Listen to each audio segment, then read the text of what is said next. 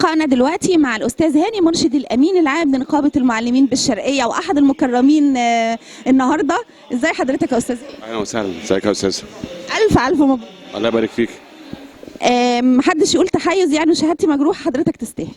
الله يخليك، لا ده واجب علينا اللي احنا بنعمله، مش ربنا يخلي حضرتك يا فندم.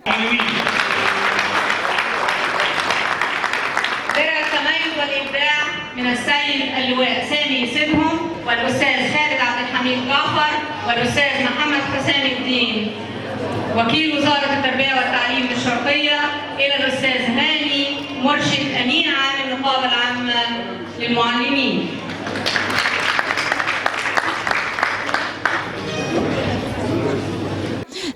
درع التميز والإبداع، تمام. والنهارده التميز للطالب وللمعلم ولاي حد متميز. انت ايه راي حضرتك يا استاذ هاني في القرار للوزير معالي الوزير الدكتور رضا عبد السلام في الدروس الخصوصيه؟ ده الاول هو مش قرار الدكتور رضا، هو قرار وزير التربيه والتعليم.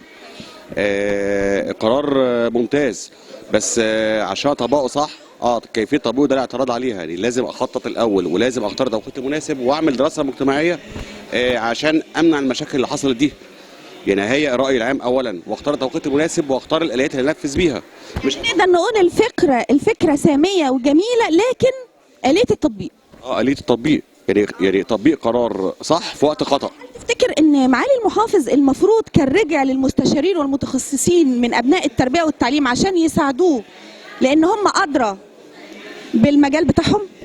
طبعا، يعني مديرين الادارات، مدير المديريه، النقابه ما يعملش اجتماع بعد ما يقرر وبعد ما ينفذ القرار ومطلوب ان احنا نساعده. لا، احنا قبل القرار هنعرف او هنفيده بخبره المتخصصين القرار امتى يتنفذ وازاي يتنفذ والاليات تنفيذه ايه بدون المشاكل اللي حصلت دي كلها. ايه حضرتك في ان ده مش اول قرار ياخده معالي المحافظ، مش اول قرار ياخده، ده خد قبل كده انه مشى مديره مدرسه احمد عرابي وخد قرارات قبل كده ويرجع فيها. ده انطباعه ايه على المواطن حتى الشرقاوي؟ لا، هو المحافظ شباب ومتحمس، وللاسف يعني الظاهر النصايح او الفريق العمل مش على نفس الحماس، فما بيديش الارشادات الصح او في تعجل. يعني في القرار بيتاخد قبل الدراسه. يعني الاستاذ هاني مرشد الامين العام لنقابه المعلمين يرى لان التعليم طبعا من القضايا المهمه اللي بيمس كل بيت، لابد من تشكيل لجنه على مستوى عالي، لان مشاكل التعليم كبيره لا يمكن ان يتصدى لها المحافظ لوحده. وحاليا احنا بنجهز الدراسه كامله عن ازاي نطبق القرار من بدايه الاجازه الصيفيه بدون المشاكل اللي حصلت دي، ونلاقي في كل عيوب مجموعات التقويه اللي حصلت في السنين اللي فاتت. وهنعمل ندوات مستمره وناخد الاراء المدرسين واراء الطلبه، بحيث ان لما نطبق القرار مع بدايه اجازه يكون القرار ناجح، مش القرار ايه. حضرتك يا استاذ هاني اباطره الدروس الخصوصيه اللي بنوا ابراج وعمارات وعزب، هل هيتنازلوا عن عرش اللي هم وصلوا له ده بسهوله؟ المشروع اللي بتجهزه النقابه فيها يعني رد لكل ثغره من الثغرات دي. المدرس اللي عايز ياخد اجازه مدرسه ويدي دروس يدي دروس، بس يسيب المكان فاضي لغيره، يعني يستقيل وياخد تصريح ويدي دروس ويحاسب الدوله على الضرايب، بس يدي فرصه للشباب ان هو ياخد المكان دوت ويشتغل في المدرسه. خريج كليه التربيه اللي هو مش معين من حقه انه ياخد ترخيص ويشتغل. تفتكر يا استاذ هاني ان ولي الامر بيساهم بصوره فعاله في تفاقم المشكله دي، لانه هو اللي بيودي ابنه بايده وعدم ايمانه وعدم تعاونه بالمدرسه؟ طبعا، لا مشارك في الموضوع في سنتين من 12 سنه.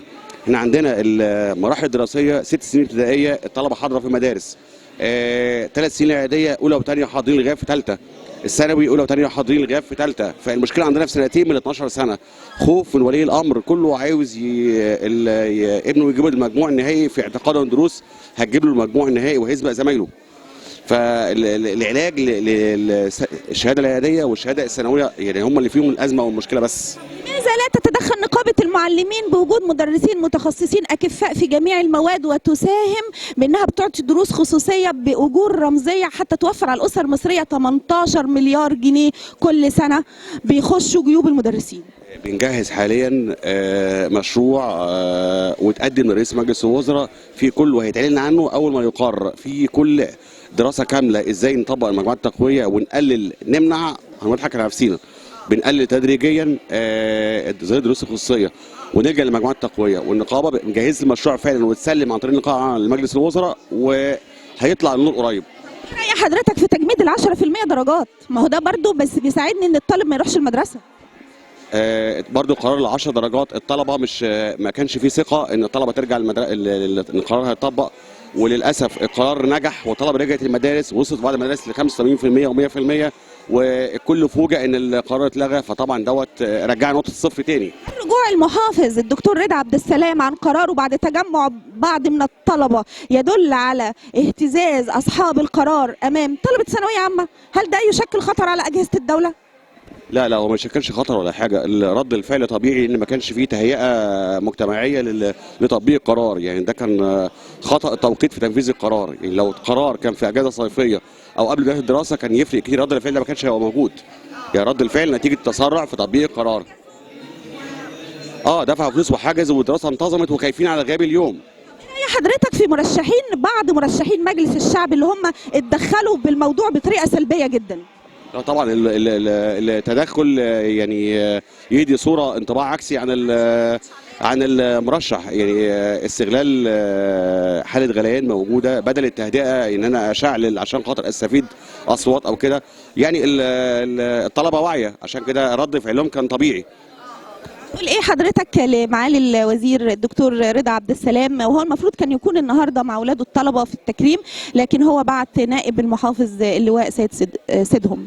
للاسف يعني في النقابه عملنا اكتر من احتفاليه، وكل مره دكتور رضا اكتر ميعاد، يعني تكريم المتفوقين المحافظه يعني اولى من اي نشاط تاني، فبنفوجئ كل مره انه بيعتذر بعد ما بنستعد. اللي اقوله بس للناس كلها ان الطلبه بتوع الشرقيه النموذج بتاعهم كان موجود النهارده، مش اللي شفناه في التلفزيون احد القنوات الفضائيه. المديرين المدارس هم الموجودين النهارده، المدرسين الموجودين النهارده، مش النموذج السيء اللي كان موجود في التلفزيون على احد القنوات الفضائيه. بس ييجوا يظهروا الجانب السيء للمعلمين لكن الجانب ايجابي زي ده يحصل اختفاء مفاجئ. هو الجانب الايجابي اغلبيه، احنا عندنا اي طلبه متفوقين، مش هجيب طلبه فاشله واقول دول طلبه الشرقيه، مش هجيب مدرس بره التعليم ملوش علاقه بالتربيه والتعليم من 13 سنه واقول ده مدرسين الشرقيه، ما اجيبش مدرسه فاضيه اقول دي مدارس الشرقيه. المدارس عندنا بتطلع اوائل 100% ابتدائيه، 100% اعداديه، اوائل ثانويه عامه. دور كبير جدا لنقابه المعلمين مع الطلبه ومع المدرسين ومع مديرين الادارات، ده كويس، دي خطه كويسه جدا جدا من النقابه وهذا التفاعل. كلمه اخيره حضرتك تقولها لمعالي المحافظ للقرار ده، كلمه اخيره لاولياء الامور وكمان للمكرمين النهارده. نظام مجموعات التقويه ده يعني افضل حاجه، يعني هتسهل عليهم، والمستوى هو مش اقل من مستوى الدروس الخصوصيه، افضل بكتير، يعني ابنه يكون داخل المدرسه او داخل مكان فيه رقابه من التربيه والتعليم افضل كتير من الشارع او مكان مجهول او حتى على الاقل هيعرف ابنه او بنته لا مش بيروحوا فين بس. لا انا ليا سابقه قبل كده في مع احد المدرسين دروس خصوصيه المشاهير اللي طلع في قناه فضائيه من القناه الفضائيه، ان هو نص الحصه كان بيتكلم على السياسه للطلبه، مسح المخ يوجههم لانتماء معين، ونص الثاني في الحصه. فطبعا تحت اشراف التربيه والتعليم داخل المدارس هيبقى في رقابه ايه اللي بيتقال. شكرا للاستاذ هاني مرشد الامين العام لنقابه المعلمين بمحافظه الشرقيه، والف مبروك تاني يا فندم. الله يبارك فيك، شكرا يا فندم، الف شكرا.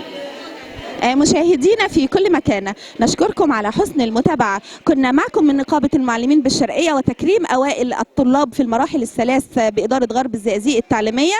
وتحية مني أنا مديحة مجدي، وتحية خاصة من النافذة بوست. كنا بصحبة كاميرا المبدع أحمد أيمن سليمان. إلى اللقاء.